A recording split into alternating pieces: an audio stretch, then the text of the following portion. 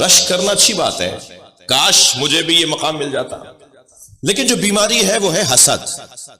دقت چاہوں گا آپ سے، حسد حاسد کو جلا رہی ہوتی ہے یہ بیماری، اور اسے پتہ بھی نہیں چلتا کہ میں آگ میں جل رہا ہوں، اور جب بہت کچھ اس کا بگڑ جائے گا تب شاید اسے اندازہ ہو، اور اس وقت پھر فائدہ نہیں ہوگا اس اندازے کا۔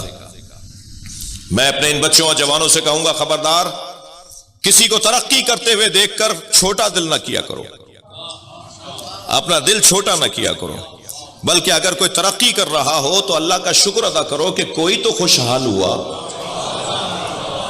میں نہ صحیح مگر کوئی تو خوشحال ہوا۔ یہ کیا بات ہوئی کہ کسی کو ترقی کرتے ہوئے دیکھ کر دل چھوٹا کرنا اور کٹی کٹی اور جلی جلی باتیں کرنا۔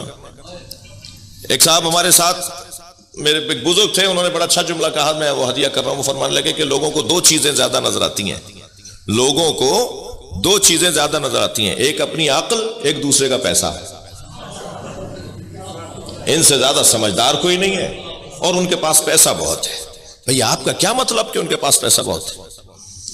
ہمارے ساتھ بڑا مسئلہ ہے۔ ایک صاحب مجھ سے کہنے لگے، مولانا آپ فلاں کے یہاں گئے تھے؟ میں نے کہا جی گیا تھا۔ وہ تو رشوت لیتے ہیں۔ تو میں نے کہا تنخواہ بھی لیتے ہیں یا نہیں؟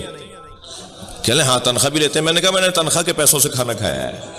بھئی آپ کا کیا مطلب ہے کہ وہ رشوت لیتے ہیں؟ صلوات پڑھ لیں ذرا محمد و آل محمد۔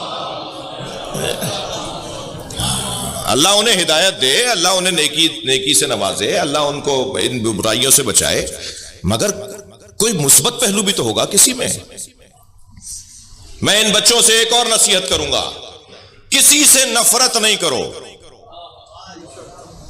کسی سنی سے نفرت نہیں کرو، کسی ہندو سے نفرت نہیں کرو، کسی عیسائی سے نفرت نہیں کرو۔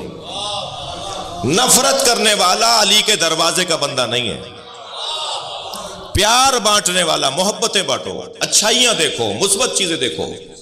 بھائی بریلوی بھائیوں میں اچھائیاں بھی تو ہیں، دیوبندی بھائیوں میں اچھائیاں بھی تو ہیں۔ میں ان سے کہتا ہوں شیعوں میں کوئی اچھائی بھی تو ہوگی۔ تم اچھائیاں دیکھو، برائیاں نہیں دیکھو۔ ایک نبی نے اپنے حواریوں سے، یعنی اپنے امتیوں کے، کوئی امت میں سے کچھ لوگوں سے، ایک کتے کی طرف اشارہ کر کے کہا اس میں کوئی اچھی چیز نظر آ رہی ہے؟ اس کے اندر کیڑے اٹھ رہے تھے، وہ جو ہے وہ زخمی تھا، اس کی بہت بری حالت تھی۔ تو سب نے کہا نہیں جی کوئی چیز اچھی نظر نہیں آ رہی ہے۔ حضرت فرمایا تمہیں اس کے چمکتے ہوئے دانت نظر نہیں آ رہے؟ کوئی اچھی چیز تو ڈھونڈ لو کسی کے اندر۔ میں اس آیت کی تفسیر میں بات کر رہا ہوں، موضوع سے ہٹ کر نہیں بول رہا۔ حسد کرنے والے عزیزان گرامی اپنا نقصان کر رہے ہوتے ہیں، محسود کو وہ اس کا کچھ نہیں بگاڑ پائیں گے۔ مجھے بتائیے جنہوں نے اہل بیت کے ساتھ ظلم کیا، کیا ہوا اہل بیت کے ساتھ؟ اللہ نے اور عزت بڑھا دی، اللہ نے اور ان کا احترام بڑھا دیا۔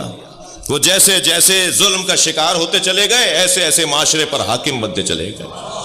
بتائیے جتنا پیسہ علی کا ذکر روکنے کے لیے خرچ ہوا تاریخ میں، اتنا کسی اور پر خرچ ہوتا تو وہ میوزیم میں بھی نہ ملتا۔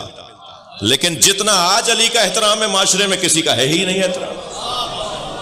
اور اگر کوئی برابری کرنے کی بات بھی کر رہا ہوتا ہے تو اسی مسلک کا عالم اسے ٹوکتا ہے۔ ان کا احترام اپنی جگہ، مگر علی علی ہے، یعنی خود اسی کو اسی کے مسلک کا عالم کہتا ہے علی کے برابر بات نہیں کرو۔ ان کا مقام بہت بلند ہے، مگر علی کا مقام علی کا مقام ہے۔ توجہ چاہوں گا، نبی نے ایک سفر میں کسی سے کھجوریں اس نے کھلائی نبی کو۔ سرکار نے کھجوریں کھا کے فرمایا جب مدینے آؤ گے تو میں بھی تمہیں کھجوریں دوں گا۔ سرکار کی رحلت ہو گئی، وہ آ گیا، حضرت ابوبکر کا دور ہے۔ اس نے کہا نبی نے فرمایا تھا مدینے آؤ گے تو کھجوریں دوں گا۔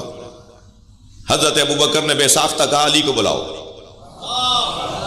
مولا علی تشریف فرما ہوئے، حضرت ابوبکر نے فرمایا علی یہ کھجوریں مانگ رہا ہے، نبی نے اس سے وعدہ کیا تھا کہ مدینے آؤ گے تو کھجوریں کھلاؤں گا۔ مولا علی نے 3 مشت کھجوریں اس کے دامن میں ڈال دی۔ صحابہ اکرام نے پوچھا یا ابوبکر یہ کام تو آپ بھی کر سکتے تھے؟ فرمانے لگے جب میں غار میں نبی کے ساتھ تھا تو ساری رات یا اللہ کی باتیں ہوئی ہیں یا علی کی باتیں ہوئی ہیں۔ ساری رات سرکار نے مجھ سے اللہ کی بات کی ہے یا علی کی بات کی ہے، اور جو علی کی باتیں مجھ سے کی ان میں سے ایک بات نبی نے یہ فرمایا انا کفایا۔ میں نے کیوں کہا علی تم دے دو؟ فرمایا انا کفایا و کفا علی فی العدل سوا، میرا ہاتھ اور علی کا ہاتھ عدالت میں ایک جیسا ہے۔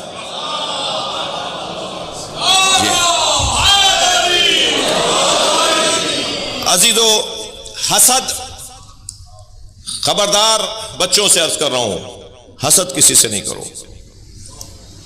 ये वो बीमारी है जो अहले बैत के दुश्मनों में पाई जाती है, अहले बैत के चाहने वालों में नहीं होनी चाहिए।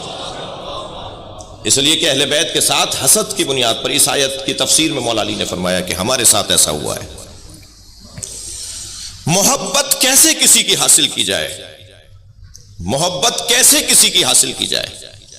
सूरह यूसुफ में हजरत यूसुफ के भाइयों ने बाबा की मोहब्बत हासिल करने का एक तरीका अपनाया है, और कुरान सूरह मुबारक निसा में अल्लाह ने मोहब्बत हासिल करने का एक और तरीका बताया है। हमारे माशरे में जो ज्यादातर चीज राइज है वो हजरत यूसुफ के भाइयों वाली राइज है, जबकि होना चाहिए जो अल्लाह ने नुस्खा बताया है दोनों कुरान की आयतें। सूरह यूसुफ के अंदर है कि हजरत यूसुफ के भाइयों ने सब जमा होकर, 11 भाई जमा होकर कहते हैं, उक्तुलू यूसुफा व अखू इन्ना होवा अहब्बु इला अबीना मिन्ना। आओ चलकर यूसुफ को और यूसुफ के भाई को कत्ल कर देते हैं, इसलिए कि यूसुफ बाबा के नजदीक हमारी निस्बत ज्यादा कुर्बत रखता है, बाबा उससे ज्यादा प्यार करते हैं। जब हम उसे मार देंगे तो फिर हम होंगे, बाबा की मोहब्बत हमें मिल जाएगी। ये एक तरीका है कि अगर मोहब्बतें लेनी है तो उन लोगों को रास्ते से हटा दिया जाए जिनसे मोहब्बत हो रही है, फिर वो हट जाएंगे तो फिर हम आगे आ जाएंगे। ये कुरान में कुछ लोगों ने सोचा था ऐसा, और ऐसा करने के लिए चले गए हजरत यूसुफ को मारने के लिए। यानी किसी को हटाकर, किसी की जगह, किसी को उसकी जगह से हटाकर खुद बैठने से अगर कोई ये समझे कि मैं इसे हटाकर खुद बैठूंगा तो मुझे वो मकाम मिल जाएगा, इसकी कुरान ने मजम्मत की है। तुम किसी को हटाकर उसकी जगह नहीं बैठ सकते। हर शख्स अपनी रोटी मुकद्दर में लेकर आया है, हर शख्स अपना मकाम अल्लाह से लिखवा कर लाया है। कोई किसी की रोटी नहीं खाता, कोई किसी की जगह नहीं जाता।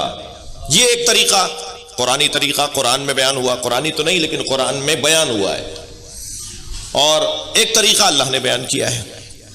और वो तरीका क्या है? इन्नल्लज़ीना आमनू व अमिलुस्सालिहात, तुम ईमान अपना पक्का करो और किरदार अपना मजबूत बनाओ। सयजअल लहुमुर रहमान वुद्दा, तो फिर लोगों की मोहब्बत उनके दिलों में, लोगों के दिलों में तुम्हारी मोहब्बत अल्लाह डालेगा।